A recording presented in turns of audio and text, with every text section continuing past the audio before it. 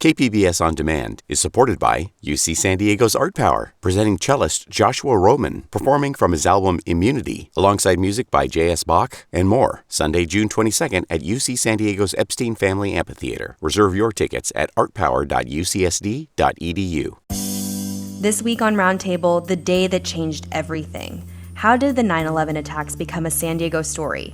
From the hijackers to our military, and how some members of our community continue to feel sidelined. We look at how that day still resonates. I'm Cristina Kim, and the KPBS Roundtable starts now.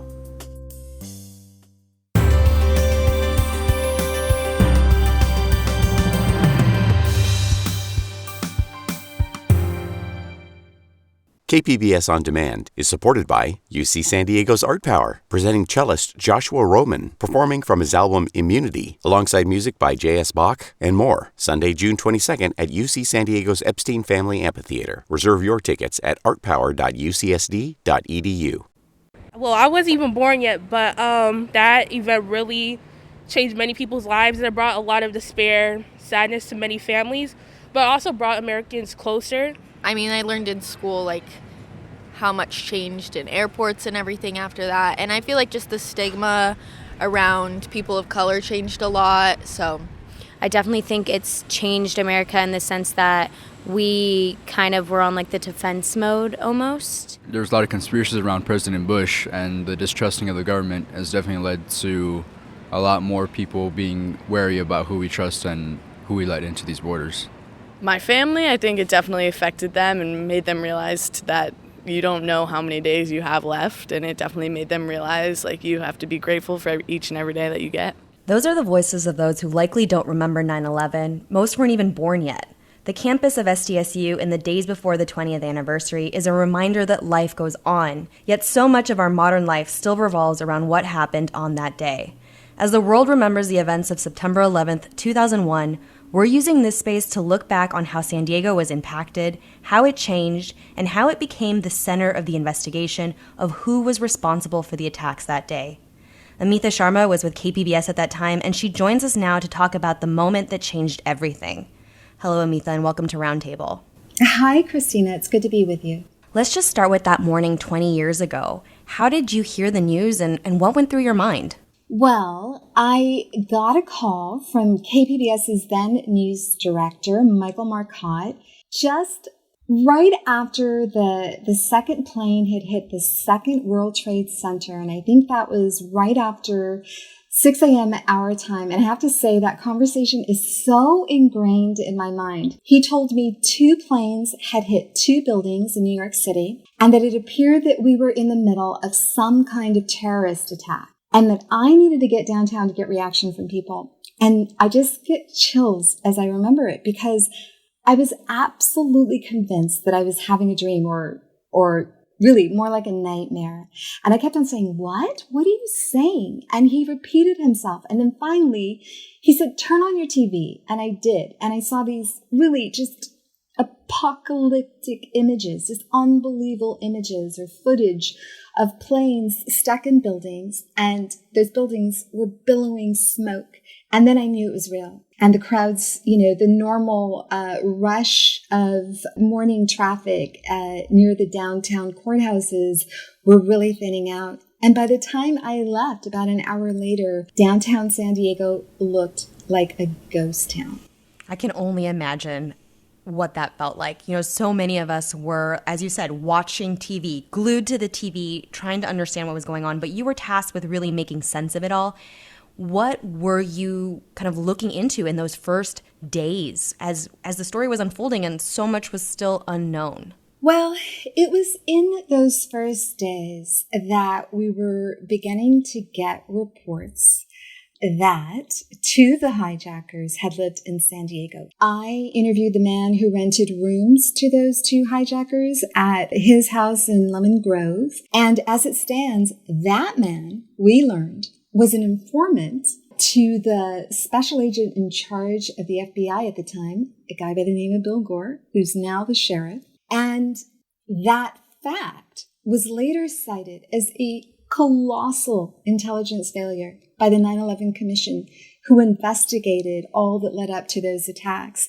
And I actually spoke to Gore 10 years later, or 10 years ago, and he said that, look, the CIA knew at least 3 months before the attacks that al-Midhar and al-Hazmi had connections to al-Qaeda and that they were here in the U.S. And he said, if the CIA had told the FBI about those two men, that maybe local agents could have helped find them. Do you think, for you personally, reporting on 9/11 and the aftermath changed the way that you saw and understood San Diego and the way that you reported about San Diego? I think it was this massive education for me in how one of San Diego's strengths was used against it. One of the common phrases we heard in those days, weeks, and months after the 9/11 attacks was, look, those hijackers were hiding in plain sight in San Diego because San Diego is so laid back and chill. And again, that's one of San Diego's assets. And I feel like that was used against San Diego. So it just made me aware of just, generally how someone's strengths or assets can be used against it. KPBS News is doing a series of special reports leading up to the 20th anniversary. You've done a comprehensive retrospective. In doing this story, did any memories resurface for you that have really just stuck with you from the time reporting on it? Yeah, I think actually as a human being, some of the sorrow I felt for those people who lost friends and family and the people who died themselves, and really for the people who were killed in the wars in Afghanistan and Iraq. Those feelings all resurfaced. I think it was hugely just chilling to rifle through some old footage of the World Trade Center towers getting hit. And I did remember some of the just plain freneticism and uncertainty of those days and how for weeks and months we were all unraveling the mystery of these hijackers' lives here and whether there were more bombshells about these two or others really to come. Something that really struck me from your reporting, Amitha, was you said this line that said, America hasn't gotten over 9/11 so much as it's moved on. What's the distinction there, and how does that distinction help us understand the current moment we're currently in? Yeah, Christina, I'm glad that line stuck out for you because it really stuck out for me too. That line actually came from UC San Diego poli-sci professor Eric Gartsky. And I think what he meant was, as a country, as a people, you don't ever really heal from a tragedy on the scale of a 9/11, but you adjust to the new circumstances and carry on. In the same way as individuals, we deal with personal loss through death or through separation. We go through the grief. I think the hope is that when we look back on our current moment, that we will have come through it well, but at the same time, it's complicated, The big difference is that 9/11 unified the country.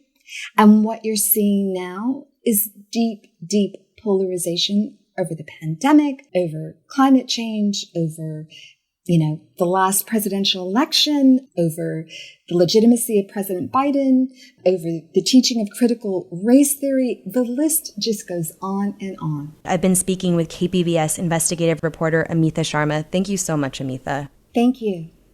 Not everyone felt the same spirit of unity in the days following the 9/11 attacks.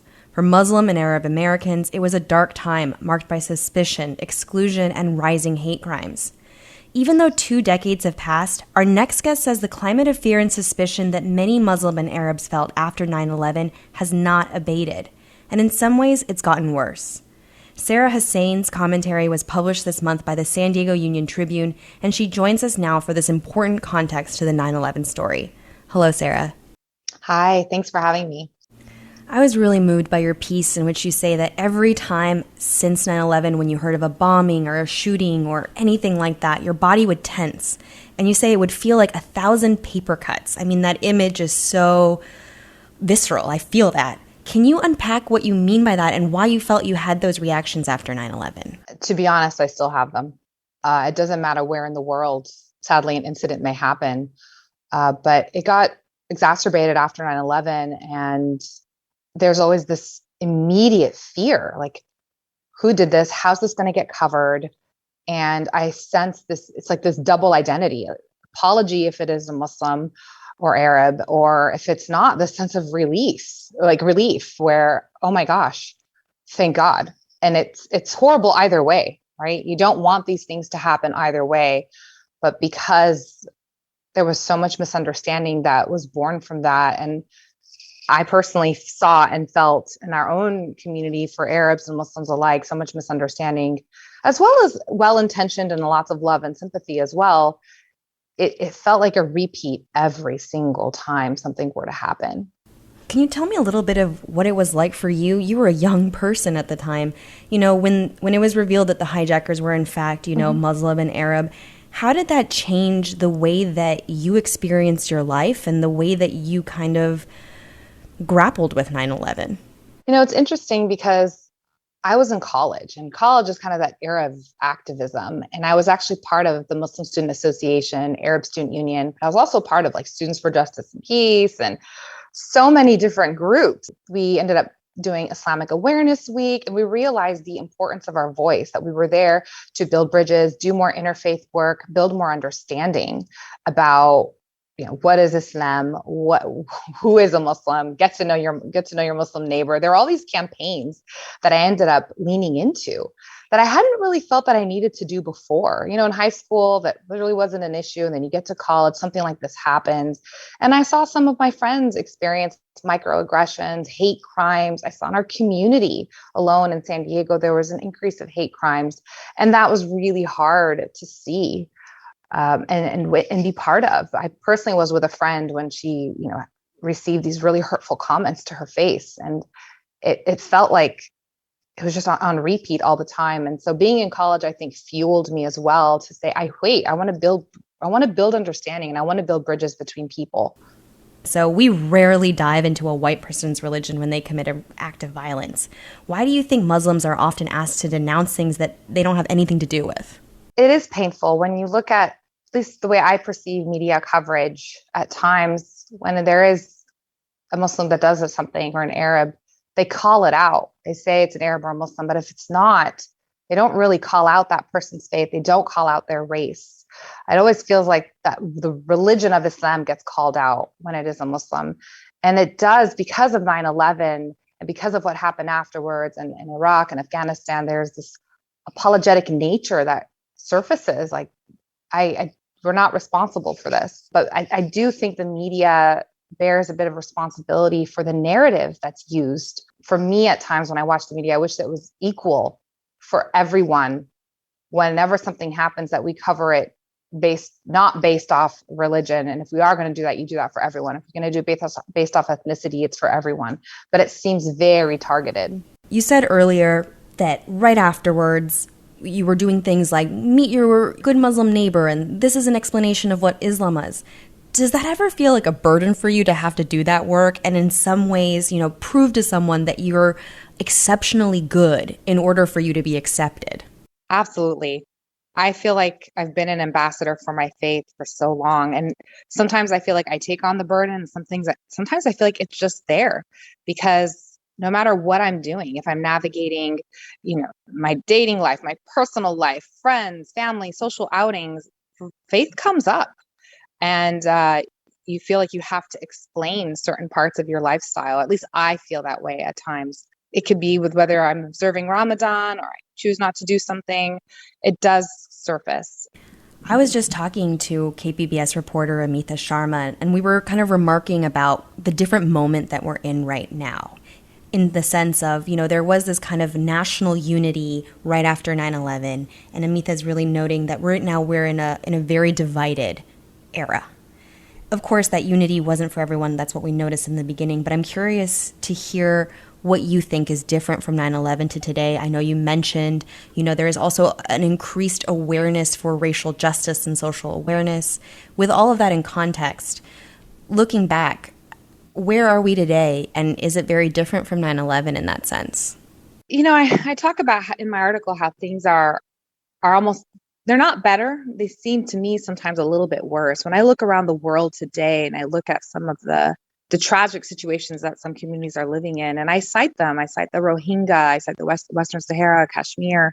A lot of Muslim communities are left in destitute situations without basic human and civil rights. And it's really sad as a Muslim and a Muslim American looking out at the globe and feeling where you look, you feel like, wow, like all these Muslim communities are kind of being sidelined or are in need of help or are refugees around the world. And so that also creates this sense of increased misunderstanding, like we saw with Syrian refugees. And now we're going to see this with Afghan refugees. And this is very timely when we're talking about 9/11 now, when you've got 100,000, if not more, Afghan refugees that will be resettled. And with that's going to come new talent, new skills to other countries. But there's also that's going to bring the conversation around a new culture and a new faith and learning to understand and accept. And so I still think that we are in that stage of learning. There's still fear. Despite the fact there have been a lot of efforts to learn about Islam, there's still so much more. Tomorrow is the 20th anniversary. What is something you want our listeners to really remember?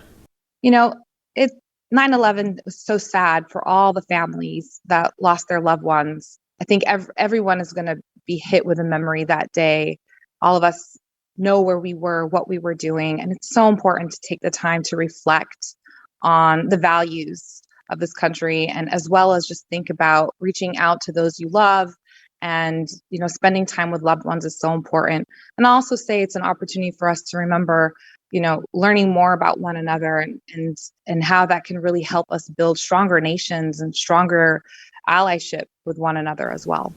I've been speaking with Sarah Hussein. You can read her commentary on the legacy of 9/11 in the San Diego Union Tribune. Thank you so much, Sarah. Thank you. KPBS On Demand is supported by UC San Diego's Art Power, presenting cellist Joshua Roman, performing from his album Immunity, alongside music by J.S. Bach and more. Sunday, June 22nd at UC San Diego's Epstein Family Amphitheater. Reserve your tickets at artpower.ucsd.edu.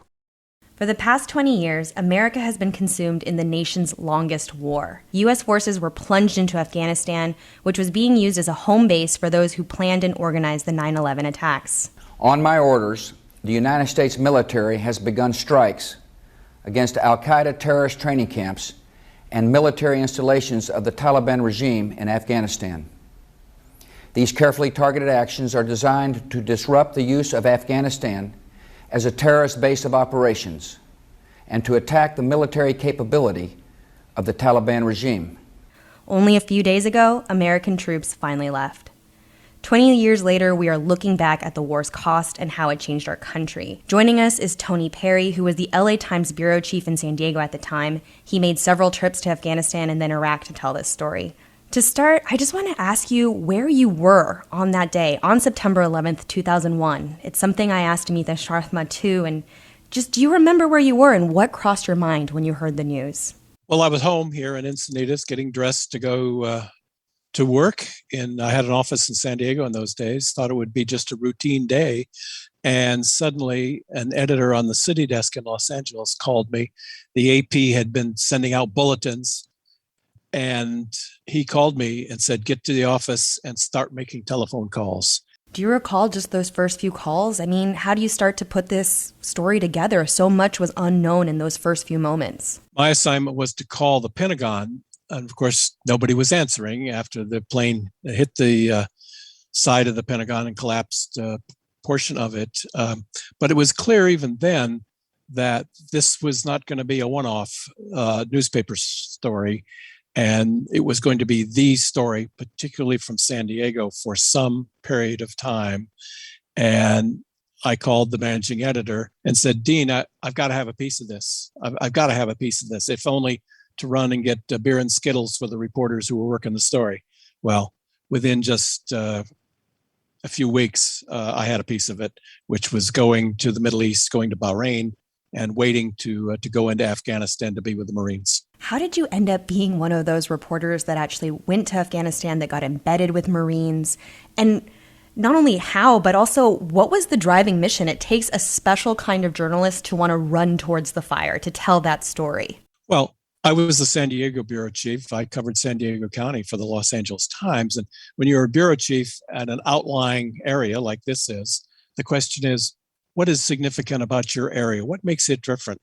Well, in San Diego County, there is only one thing that makes us significant, makes us more than just Santa Monica writ large, and that's the military, the Navy in San Diego and Camp Pendleton up here in North County. And I knew that it would be engaged in what was to come. Didn't know what was going to become, didn't know yet what the strategy was, but I knew I wanted to be part of it. Not only did I want to, it was really an all hands on deck, and it was our moment.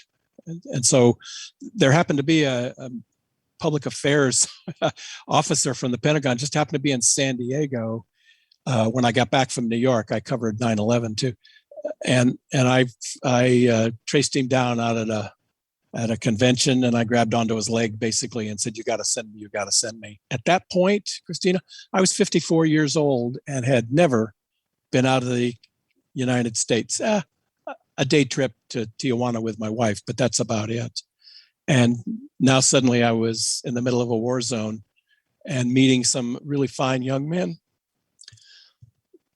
19, 20 years old, 22 years old, sent halfway around the world to locate, close, engage, and kill. I heard the emotion in your voice. When you were speaking with them, how were they thinking about the war that they were entering, 9/11? Had it changed, their motivations for deciding to be part of the military? What was going through their minds? I don't think it changed any of their minds. On the other hand, they had never seen combat. They had never seen dead colleagues. Some of the older officers and some of the older non-commissioned officers, the sergeants, staff sergeants and such, they had been to Somalia. And so they knew. But the young ones, 19, 20, 22 years old, had no idea.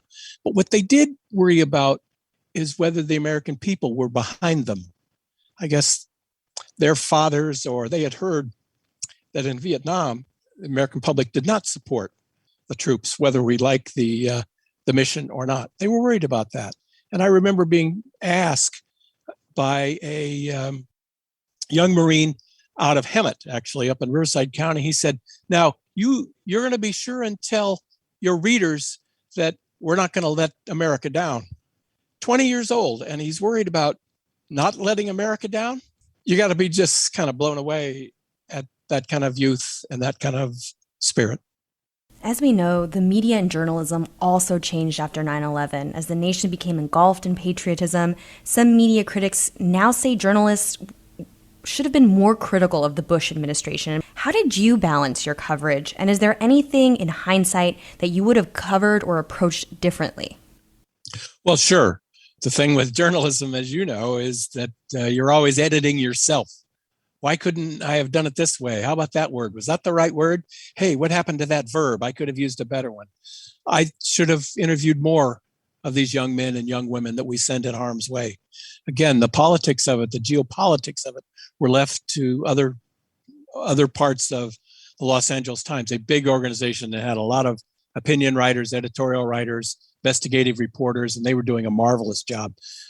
And they lifted that burden from my shoulders. I was able to go and talk to the young men that were sent to fight this war without getting into the politics of it. I know people will criticize that, but it's a criticism I'll live with, because a lot of times I think that criticism is based on the idea or the lack of knowledge of just who it is we send to fight. And again, that was my story. Who are we sending, and why are they going, and what do they think, and what are they doing? Looking back now, how should younger generations, perhaps who weren't even born yet when 9/11 happened, what should they remember? Very difficult, and probably again over my pay grade to come up with much. Just that it's nasty, and it has to be fought oftentimes. But the debate over whether this particular war needs to be fought is one that goes on and on. I know that General John Kelly, whose son died in Afghanistan, when he is asked this question, there was a memorial service at Camp Pendleton for his son and the others from his battalion. He said, it's almost not important whether we think it was worth it. It's that they thought it was worth it. When this nation After 9/11 was down on the ground and bleeding through the nose, they stepped forward. Some were in uniform already, others enlisted. These young men currently who are enlisting, they're enlisting. They know the odds. That's the respect. And their families are left, it's true, including General Kelly, with the agony of losing a son. But they should hold to the idea of the pride and the heroism that their son, daughter showed when we needed it most. 20 years later, I've been talking with Tony Perry. He's the former San Diego bureau chief for the LA Times. Thank you so much, Tony. Thank you for having me. Before we go, we want to remind you of a special forum hosted this week by KPBS military reporter Steve Walsh, Finding Meaning from the War in Afghanistan. Here's a portion of that discussion. You think part of the reason why Afghanistan went on for as long as it did and seemingly under the radar for so long is just because it was very few who were sacrificing over and over again. And most of us could kind of go around about our daily basis without ever thinking about what's going on in Afghanistan. It's also about the mission. And there was this mission creep that was happening the whole time. Those of us who covered those wars watched it, or rather just a constant shifting of the goalposts, an inability to define the mission in both of those wars. And that could only happen when there isn't really enough political capital on the line. You can stream the program on the KPBS YouTube page. It includes the voices of veterans, a Gold Star mother, and immigration advocates. It's an important discussion, especially in light of where we are 20 years later. That wraps up this week's edition of the KPBS Roundtable. I'd like to thank my guest, Amitha Sharma from KPBS News, former LA Times reporter Tony Perry, and Union Tribune guest commentator Sarah Hussain. If you missed any part of our show, you can listen anytime on the KPBS Roundtable podcast. I'm Cristina Kim. Thanks for listening, and join us next week on Roundtable.